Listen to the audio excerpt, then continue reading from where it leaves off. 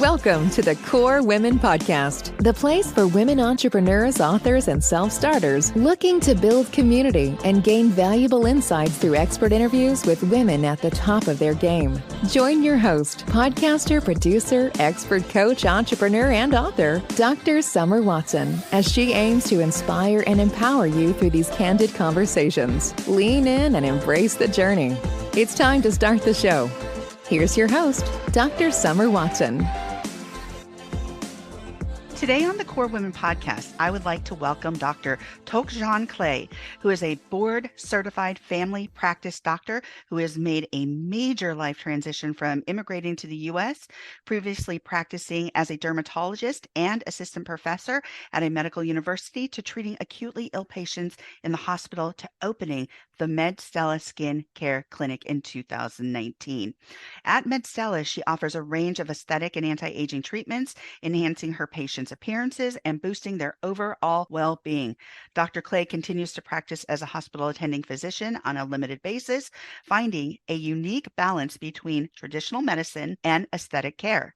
She believes that just as we appreciate the beauty of nature, enhancing our physical appearance can positively impact our minds and souls. Join us as we explore how Dr. Clay combines these two worlds to create a harmonious approach to health and beauty. Welcome, Dr. Clay. Well, hi, Dr. Summer Watson.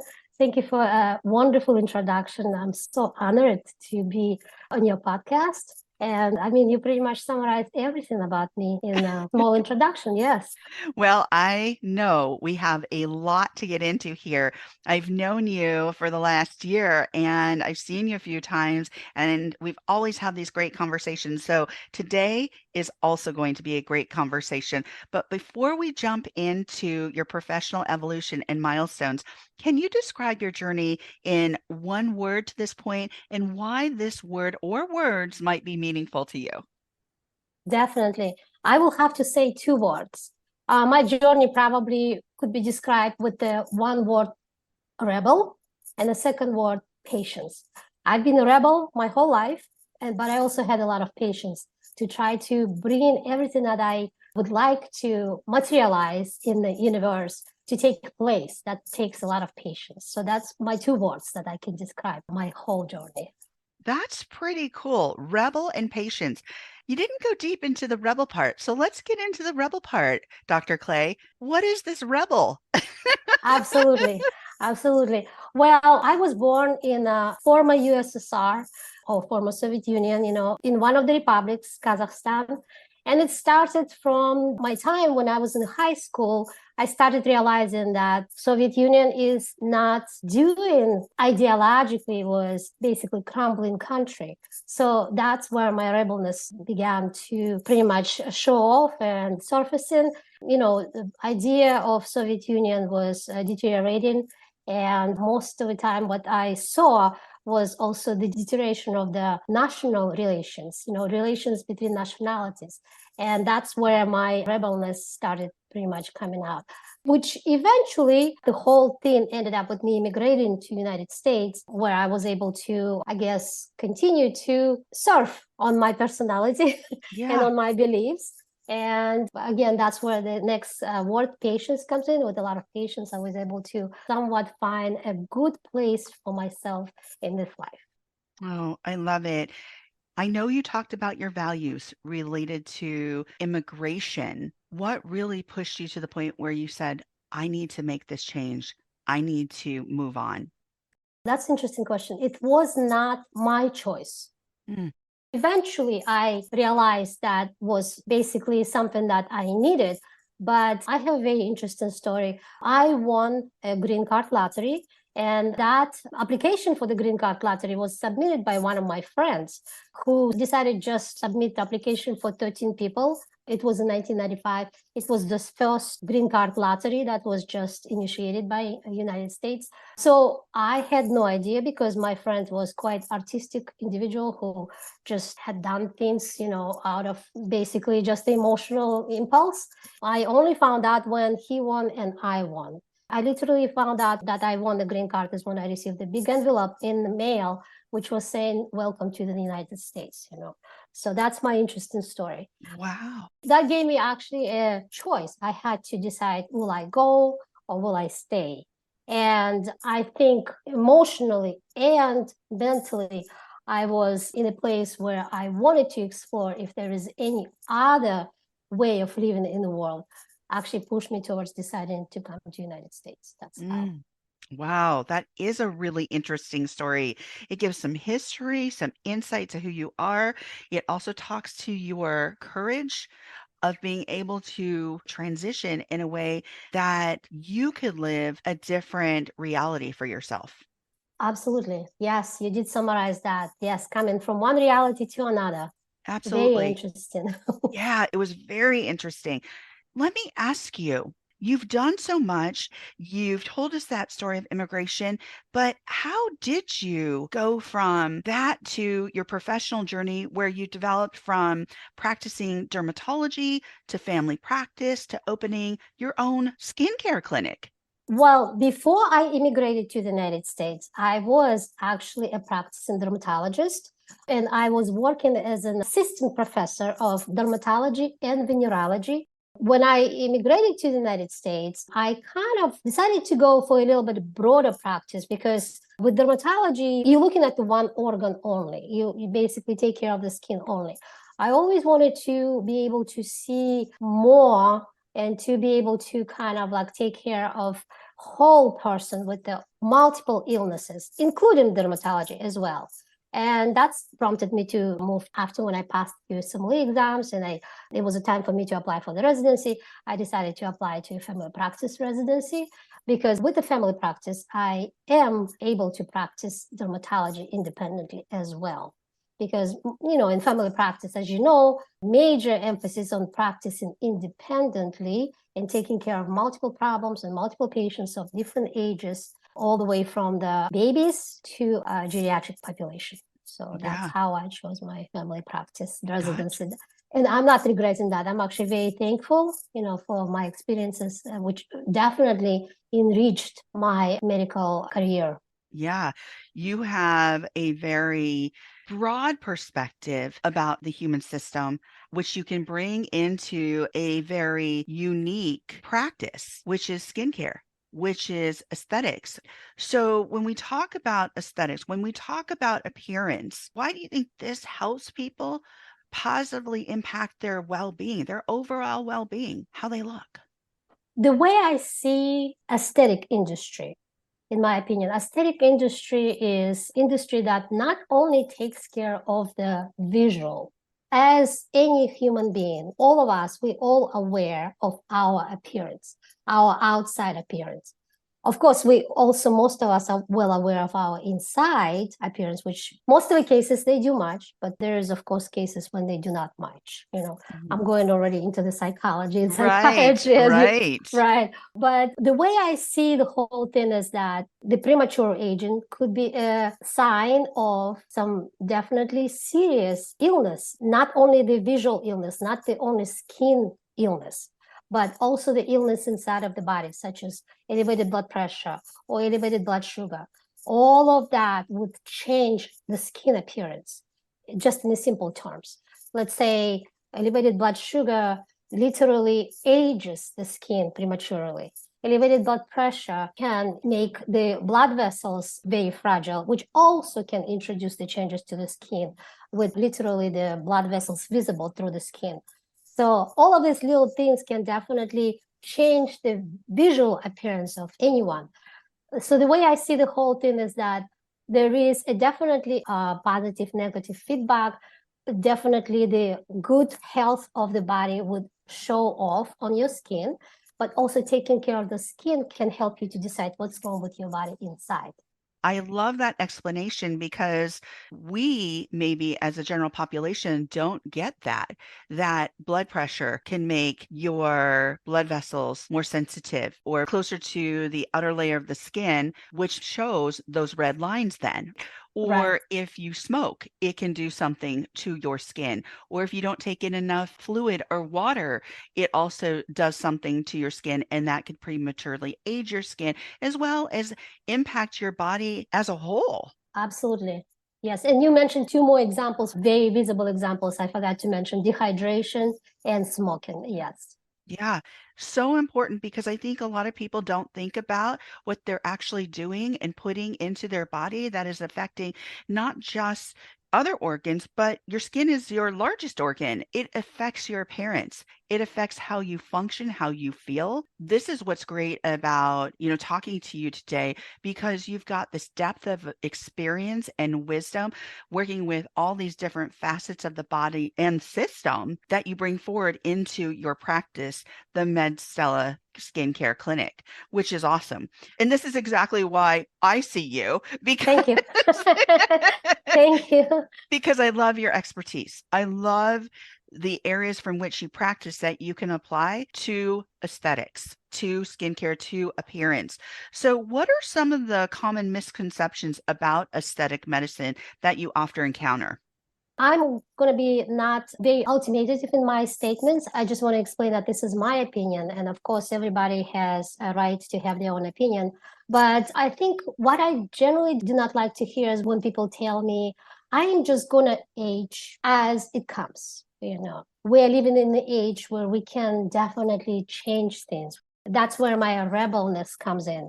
I can definitely change some things. I can help age gracefully, or I can even maybe possibly postpone aging a little bit, maybe not to stop it, but just halt it. Yeah. That's first misconception.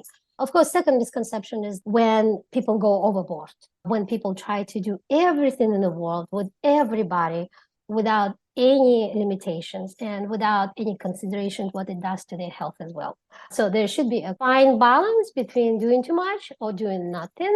And I think if you're in the right middle position and you do it with the right practitioner who knows all the proper ways and legal ways, of course, it's most important thing, then you're in a good place to be. And then potentially we can change the history of humanity with that approach. We can prolong our lives. We can live longer and more fulfilling lives. We can make 50s as new 30s, 60s as new 30s, and continuing on. I'm all for that. Yes. So I love that because when you talk about this and that misconception, I think there's a practical conception to that. And then there's also a medical or clinical ideology to that too. And the reason I say that is because when people say they could age gracefully, what they may think is aging gracefully might be also an impact to their internal system, which is causing a reaction. Absolutely. And you can see it outwardly on their skin or how they are aging. Absolutely. You're completely right. So yes, there were studies that prove that diabetes, for example, diabetes definitely ages the skin prematurely.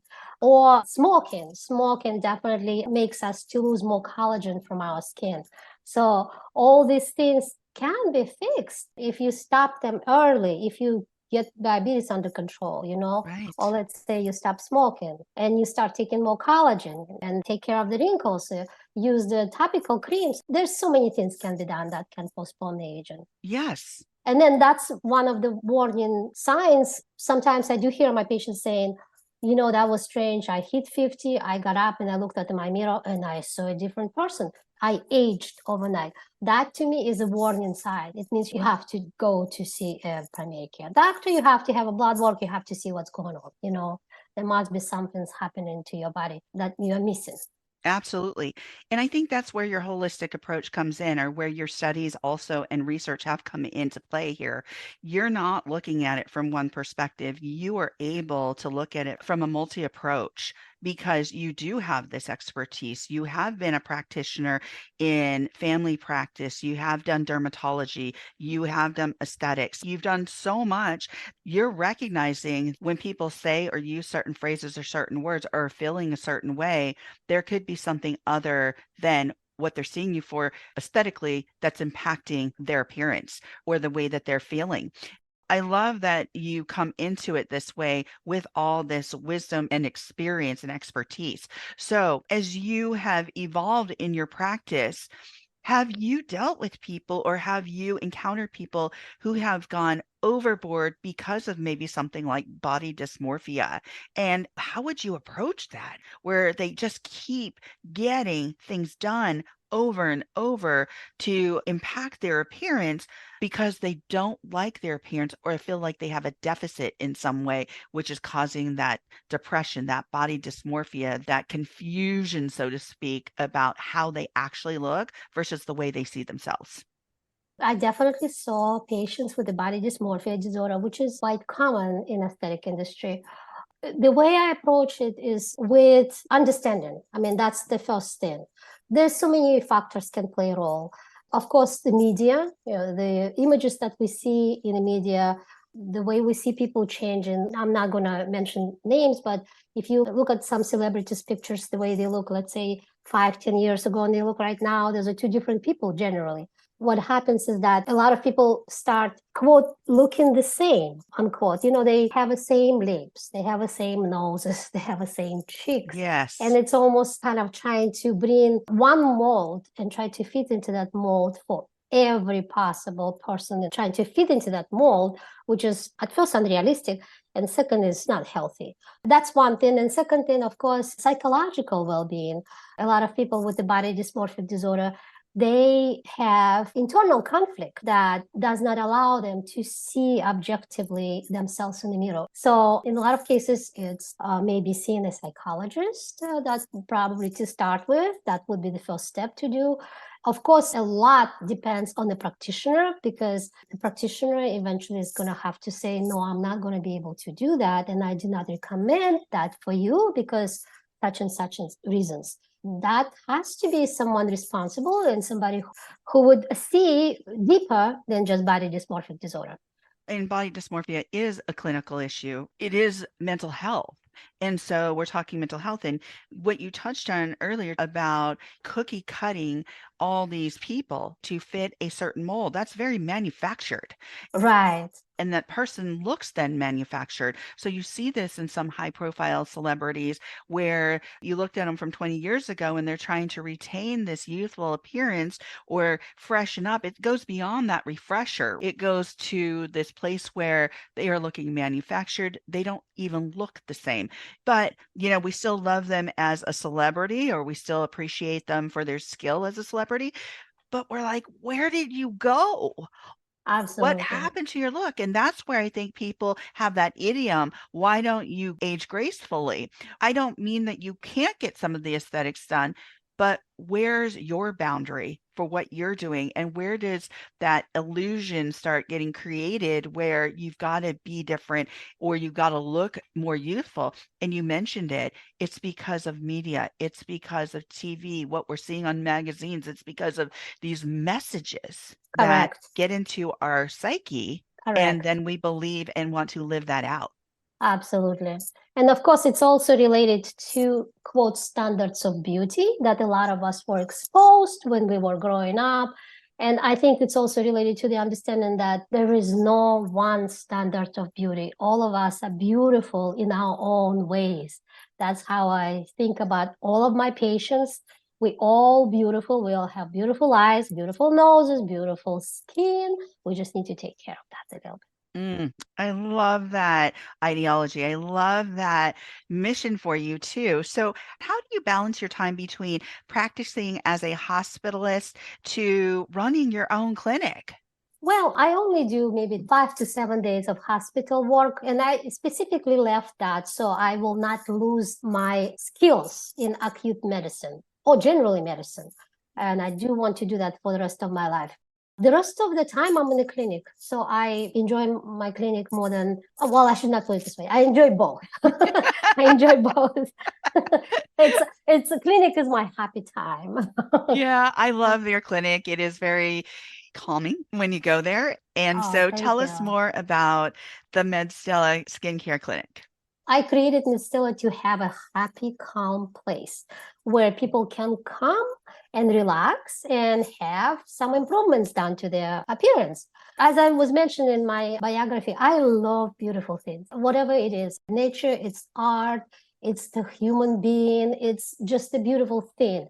Something about beauty that makes me cry. If I see a very beautiful thing. Somehow, I think in the universe, it resonates. It brings some type of an aura that makes me personally cry. Beauty is one of the things that I always been trying to. I want to see it. I want to create it. I want to live in it. And that's why I try to make it Medstella in that place where you can relax, where you can do something beautiful for yourself. You can feel good about yourself after that visit to clinic. I always wanted to do that my whole life. You've accomplished that. And as we come to the close of the interview, my last question for you is, if someone were considering aesthetic care, what's one question you might like people to ask themselves before pursuing aesthetic or anti-aging treatments? It's all related to the way the patient sees themselves in their life. If they definitely want to do aesthetics for someone, let's say they want to do it because hypothetically, because my husband stopped looking at me, or let's say I want to do it for my coworkers because all of my coworkers are doing the same thing, or let's say I want to do it because I want to look like a celebrity, then it's probably not a good time to start. I think you have to start doing it for yourself. If you start doing it for yourself, if you start doing it thinking it's going to improve my life, it's going to improve my health, I'm going to feel better, I'm going to do better, and I'm going to, relax, I'm going to have better vacations, I'm going to have better relationship, then that's a time for you to start to do that. I love that tip. It's so important, not doing it from somebody else, but doing it for yourself. Thank you, Dr. Clay, for joining me on the Core Women podcast today. Of course. Thank you very much, Dr. Summer Watson. It was amazing. Thank you. I enjoyed it. You can follow Dr. Tokzhan Clay on Instagram and Facebook at Medstella Skin Care Clinic and at medstellaclinic.com. Thank you for joining us on the Core Women podcast with Dr. Summer Watson. We're so glad you're here and would love to connect more with you. Find us on Instagram, Facebook, and YouTube at Core Women and on Twitter at Core Women 1. For more about Core Women and Dr. Watson, visit corewomen.com. Want more support and resources for amazing women like you? Great! Join Dr. Watson and Jen Fontanilla at the Life, Love, and Money Collective, a Core Women production that aids in understanding the key traits that might be getting in the way of living a life that you are absolutely passionate about. Connect with Summer and Jen and find out more at thelifeloveandmoney.com.